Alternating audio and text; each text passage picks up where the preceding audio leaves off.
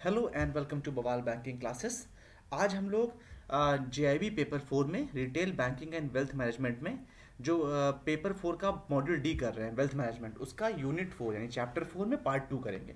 इसके बाद एक और पार्ट है इसका 10 मिनट का और फिर ये चैप्टर खत्म हो जाएगा, मतलब ये पूरा मॉड्यूल ही खत्म हो जाएगा। तो लास्ट वीडियो में हम लोग म्यूचुअल फंड से डिस्कस कर चुके थे। आज हम लोग करेंगे इंश्योरेंस बिजनेस। तो इंश्योरेंस बेसिकली क्या होता है, हम पहले भी डिस्कस कर चुके हैं कि इंश्योरेंस का मतलब ये है कि एक रिस्क मैनेजमेंट है फाइनेंशियल ट्रबल से रिलेटेड, जिसमें जो इंश्योर्ड है यानी जिसने इंश्योरेंस करा रखा है वो इंश्योरर के ऊपर यानी कंपनी के ऊपर इस बात की लायबिलिटी कर देता है कि कोई भी लॉसेस होंगे तो you will take care of it, और इसके बदले में वो क्या देता है, प्रीमियम पे करता है। इंश्योरेंस तीन प्रकार के होते हैं, हेल्थ इंश्योरेंस, लाइफ इंश्योरेंस और asset insurance. Before moving on, I request you to please pause the video and go through the copyright disclaimer that this video is for educational purposes only. Please subscribe to our YouTube channel, that is Bawal Banking Classes. Health insurance में क्या होता है? Health insurance basically एक तरह का contract है insurance company और insured person के बीच में। इसमें किसी भी प्रकार की मेडिकल कॉस्ट, चाहे वो ड्यू टू इलनेस हो, बीमारी की वजह से हो, एक्सीडेंटल इंजरी हो, सर्जरी हो, या कोई मेडिकल कॉम्प्लिकेशन हो, या कोई हॉस्पिटल एडमिशन हो, उन सब चीज़ों के लिए वो जो कॉस्ट इनकर होगी उसको कौन फुलफिल करेगा? Insurance company. जो इंश्योरेंस कंपनीज है बेसिकली वो तीन तरह की फ्लोटर पॉलिसीज चलाती हैं, मतलब कई तरह की हैं, लेकिन उसमें मेन चीज़ एक आ गया है कि जो इंश्योरेंस की इंडस्ट्री में जितने भी इस सेक्टर में लोग हैं, जो कैटेगरीज, उनको तीन डिवाइड किया गया। एक है स्टैंडअलोन हेल्थ इंश्योरेंस कंपनी, यानी ये सिर्फ हेल्थ इंश्योरेंस का काम करती हैं। दूसरी है जनरल इंश्योरेंस कंपनी जो कि हेल्थ इंश्योरेंस प्रोवाइड करती है, और थर्ड है वो लाइफ इंश्योरेंस कंपनी जो कि हेल्थ इंश्योरेंस प्रोवाइड कर रही हैं। तो तीन पार्ट में डिवाइड हो गए, तीन तरह के हो गए। लाइफ इंश्योरेंस प्रोडक्ट्स की अगर बात करी जाए तो लाइफ इंश्योरेंस दो तरह के होते हैं, एक होते हैं एंडाउमेंट पॉलिसी, एक होते हैं टर्म इंश्योरेंस। एंडाउमेंट पॉलिसीज वो होते हैं जिसमें आप हर एक साल पर एक या हर एक महीने पर एक लिमिटेड अमाउंट ऑफ पेमेंट करते हो प्रीमियम का। उसके बदले में होता क्या कि आपका लाइफ तो इंश्योर होता ही होता है, just in case if something wrong goes, तो समथिंग गोज रॉन्ग, तो आपको वो जो पैसा है वो आपके नॉमिनी को दे दिया जाता है। लेकिन यदि सब कुछ ठीक रहता है और आप तो पॉलिसी का टेन्योर खत्म हो जाता है तो आपको एंड में कुछ पैसा वापस मिलता है, ठीक है, एज अ लमसम अमाउंट। और टर्म इंश्योरेंस में क्या होता है, उसमें जो आप जो इंश्योरेंस प्रीमियम पे करते हैं वो हर साल के लिए पे करते हैं, उसके बदले में एक बड़ा अमाउंट, 1 करोड़, 2 करोड़, 50 लाख, जो जिसका जितनी रिक्वायरमेंट उस हिसाब से उसी हिसाब से प्रीमियम डिसाइड होता है, और उसमें लेकिन वापस पैसा नहीं मिलता है। मेन डिफरेंस यही होता है दोनों में। असेट इंश्योरेंस क्या होता है? असेट देखिए बेसिकली मूवेबल इमूवेबल दोनों तरह के एसेट्स हैं, दोनों तरह का एसेट्स में इंश्योरेंस होता है, चाहे लाइव स्टॉक हो, मशीनरी हो, गाड़ी का इंश्योरेंस हो, स्टॉक्स का इंश्योरेंस हो। बेसिकली इसको बैंक भी प्रेफर करते हैं जिससे कि बैंक के जो असेट्स क्रिएट हुए हैं उनको इंश्योर कर सकें, उनका लॉस ना हो। IRDAI जो है वो इसकी सुपरविजन अथॉरिटी है इंडिया के अंदर इंश्योरेंस सेक्टर में। क्रॉस सेलिंग क्या होता है? क्रॉस सेलिंग बेसिकली एक वो प्रैक्टिस है जिसमें कि एक एडिशनल प्रोडक्ट किसी कस्टमर को बेचा जाता है, जो ऑलरेडी प्रोडक्ट हमारा कस्टमर ले रहा है, उसी कस्टमर को एक और एडिशनल प्रोडक्ट बेचा है जो उससे मिलता जुलता है, ठीक है, इसको बोलते हैं क्रॉस सेलिंग। सपोज आपके यहाँ कोई बहुत अच्छा डिपॉजिट है किसी का आपके बैंक में, आपने उसको इंश्योरेंस भी बेच दिया, आपने उसको म्यूचुअल फंड ऑफर कर दिया, या आपने उसको लोन ऑफर कर दिया, या ऐसी कोई चीज़ आपने कर दी, तो that is called cross selling, ठीक है। एक क्रॉस सेलिंग में क्या होता है, जो कस्टमर डेटाबेस होता है वो बहुत इफेक्टिव, बहुत यूजफुल होता है। जो डेटा होता है पूरी तरह से मैप्ड होता है, स्लाइस एंड लाइस मतलब होता है पूरी तरह से एनालाइज होता है, उसी हिसाब से स्पेसिफिक नीड्स के हिसाब से क्रॉस सेलिंग करी जाती है।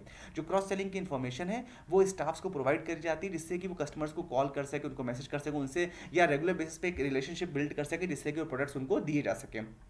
क्रॉस सेलिंग बेसिकली एक ओवरऑल टीम का एफर्ट होता है, उसकी सक्सेस जो होती है वो टीम के एटीट्यूड और इन्वॉल्वमेंट पे डिपेंड करती है, वो सिंगल पर्सन के लिए नहीं होता, पूरा टीम उसमें काम करती है, इसीलिए बैंक की ब्रांचेस में बहुत इफेक्टिवली काम करती हैं।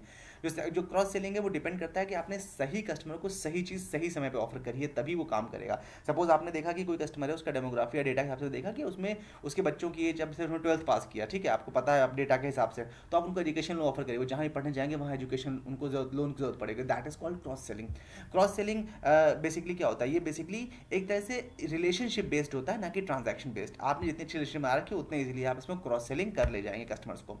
डिपॉजिटरी सर्विसेज बैंक से क्या होती हैं? डिपॉजिटरी का मतलब एक ऐसी फैसिलिटी होता है जिसमें shares, debentures, bond, securities, mutual fund, इन सबको वो बुक एंट्री फॉर्म में डिपॉजिट करते हैं अपने पास, दैट इज कॉल्ड डिपॉजिटरी, ठीक है। ये मतलब जैसे रिपॉजिटरी होता है उससे डिपॉजिटरी होता है। तो डिपॉजिटरी पार्टिसिपेंट हमेशा कोई सेबी द्वारा रजिस्टर्ड होते हैं। डिपॉजिटरी पार्टिसिपेंट इनको एजेंट बोलते हैं, जो ऑथराइज होते हैं डिपॉजिट सर्विस प्रोवाइड करने की, जो बैंक भी प्रोवाइड करता है। एक जो इन्वेस्टर होता है वो सिर्फ और सिर्फ डायरेक्ट सेबी से वो अपना डील नहीं कर सकता, वो सीधे से डिपॉजिटरी पार्टिसिपेंट से डील करना पड़ेगा, यानी एजेंट से डील करेंगे तब वो शेयर्स का खरीद फरोख्त कर सकता है। साथ ही साथ अगर कोई ग्रीवेंस है, कोई प्रॉब्लम है, उस केस में वो सीधे जो है इन्वेस्टर है तब वो सीधे सेबी से या कंपनी से कांटेक्ट कर सकता है, अदरवाइज उसे डिपॉजिटरी पार्टिसिपेंट से ही बात करनी पड़ेगी, ठीक है। डिपॉजिटरी जो क्या क्या सर्विसेज प्रोवाइड करते हैं डिपॉजिटरीज में, ये देखिए डिपॉजिट पार्टिसिपेंट एक तो डीमैट अकाउंट खोलते हैं, डीमटेरियलाइजेशन यानी कि जो शेयर्स हैं उनको डीमटेरियलाइज फॉर्म में यानी ऑनलाइन या खाली आप सॉफ्ट कॉपी में, रीमटेरियलाइजेशन उसको दोबारा रिवैम करने के लिए, साथ ही साथ जो भी होल्डिंग्स होती हैं, जो मतलब जो भी स्टॉक्स बॉन्ड्स आपने खरीद रखे हैं उनको इलेक्ट्रॉनिक फॉर्म में मेंटेन रखने के लिए, जो भी ट्रेड्स आप लेन देन कर रहे हैं, जो खरीद फरोख्त कर रहे हैं स्टॉक मार्केट में, उन सबका स्टेटमेंट, उनकी क्लियरिंग, उनकी डिलीवरी, उनकी रिसीविंग, वो सारे काम करना, जो भी ट्रांसफर सिक्योरिटीज और बीओ के बीच में होता है उसके वो पूरा ये लोग ऑपरेट करते हैं या भाई इसको फैसिलिटेट करते हैं। इलेक्ट्रॉनिक क्रेडिट यानी कि जो भी आप खरीद फरोख्त कर रहे हैं उसके लिए आईपीओ हो या चाहे एफपीओ हो, जो भी हो उसके लिए जो भी पैसे की जरूरत है, जो लेन देन है, ट्रांजैक्शन है, उन सब में से असिस्ट करते हैं। जो भी नॉन कैश कॉर्पोरेट बेनिफिट्स होते हैं जैसे बोनस अलॉट करना, राइट शेयर्स या शेयर में स्प्लिट से एक चीज़ होती है, स्प्लिट करते हैं, ये सब काम भी कौन करते हैं? डिपॉजिटरीज करते हैं। प्लेजिंग अगर होती है डीमैटेराइज सिक्योरिटीज की तो वो भी काम भी कौन करते हैं? प्लेजिंग मतलब होता है अगर पैसा रेज करने के लिए कभी कभी लोग अपने शेयर्स प्लेज करते हैं, कभी कभी कंपनीज जो होती हैं वो भी डायरेक्टली प्लेज कर देती हैं। याद रखिएगा अभी स्टॉक्स में आप कभी भी अगर इन्वेस्ट करें तो प्लेज्ड कंपनियों से हमेशा दूर रहिएगा, क्योंकि pledging is not considered good with regard to customers. ठीक है, वैसे कंपनी प्लेज करे तो कंपनी उससे पैसा रेज करती है, लेकिन इसका मतलब कंपनी वीक हो रही है, उस पर डेब्ट बढ़ रहा है अगर प्लेज कर रही है वो ज़्यादा, तो ये एक उसका कॉन्सेप्ट है।